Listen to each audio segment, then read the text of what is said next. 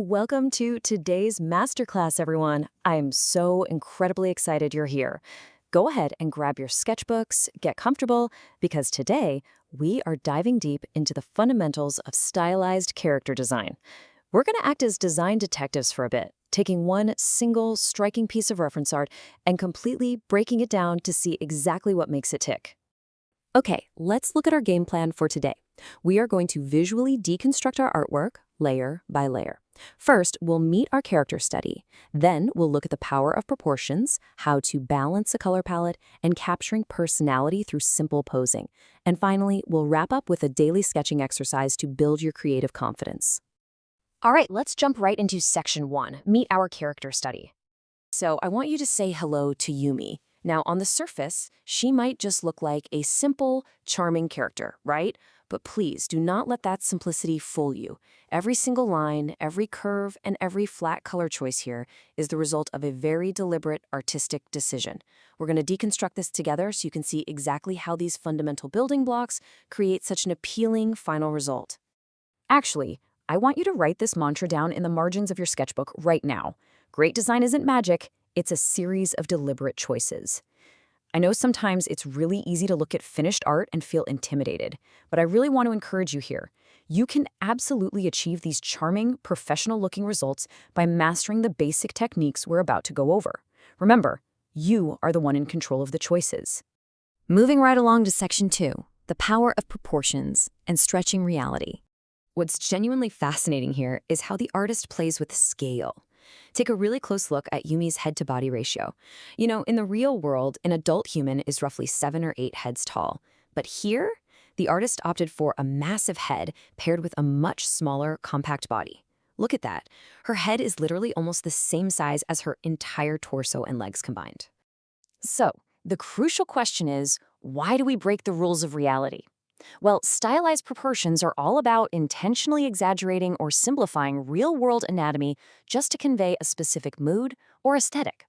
By pushing these proportions away from strict realism, like giving her that oversized head and those large expressive eyes, the artist instantly creates this youthful, super approachable, and incredibly fun look. It tells us immediately what kind of lighthearted world this character lives in. Okay, let's slide into section 3, balancing the color palette for emotional impact. Let's break down the exact color scheme going on here. If you look closely, it's essentially a brilliant two-tone masterpiece. On one hand, we have our dominant purples, that vibrant magenta hair, the soft light purple sweater, and even those subtle purple tones in her eyeshadow and pupil. And this illustrates perfectly how you balance vibrancy, right? Those energetic purples are grounded by contrasting earthy greens. You see that in the dark green plaid skirt, the socks, and those classic Mary Jane shoes. It is an analogous color harmony, heavily balanced by a striking grounding contrast. And right here is an absolute genius creative hack to tie it all together. Take a closer look at the pattern on her skirt and socks. The artist didn't just casually drop green next to purple. They literally wove them together. That plaid pattern actually uses both the earthy green and the vibrant purple, seamlessly tying the entire palette into one unified design. It just makes the character's outfit feel so cohesive and intentional, creating instant visual harmony. Next up is section 4, personality through simple posing, or communicating silently. I want to direct your attention to the overall silhouette Yumi has here. Notice this beautifully relaxed, seated posture. Her legs are casually extended forward, and her hands are gently, delicately clasped right in her lap. This specific posing choice creates a very calm, very grounded silhouette. She doesn't feel tense at all. She feels approachable, cozy, and perfectly at ease. But hey, remember, a calm pose definitely does not mean a boring character. The artist injects an immense amount of life through expressive details. Look at the playful winking eye. Look at that gentle, simple, curved smile. And pay special attention to the dynamic, swooping motion of her dark purple hair on the right side. It creates the illusion that the wind is just catching it.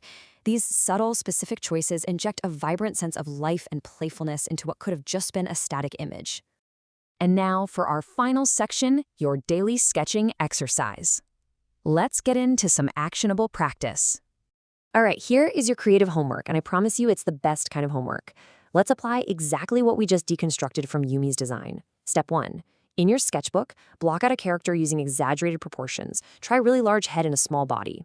Step 2. Choose a strict two-color dominant palette for emotional impact, just like the purple and green we saw. And step 3, add exactly one defining expression to give them life, like a wink or a smirk. Keep it simple and just focus on those fundamentals. As my final piece of mentor advice for this explainer, I really want you to remember this quote. Every great character starts with simple shapes and a single spark of personality. Seriously, do not overcomplicate your drawings when you're just starting out. Master the basic shapes, control your color palette, and let that unique spark of life shine through in your line work. Every single one of you has that spark. So as we wrap up today's tutorial, I want to leave you with this challenge. What deliberate choices are you going to make in your next character design? Think about the power of proportions, the balance of your colors, and the story your pose is silently telling. Take these tools, hit the drawing board, and start creating. I absolutely cannot wait to see what you all come up with. Keep sketching, stay curious, and I'll catch you in the next explainer.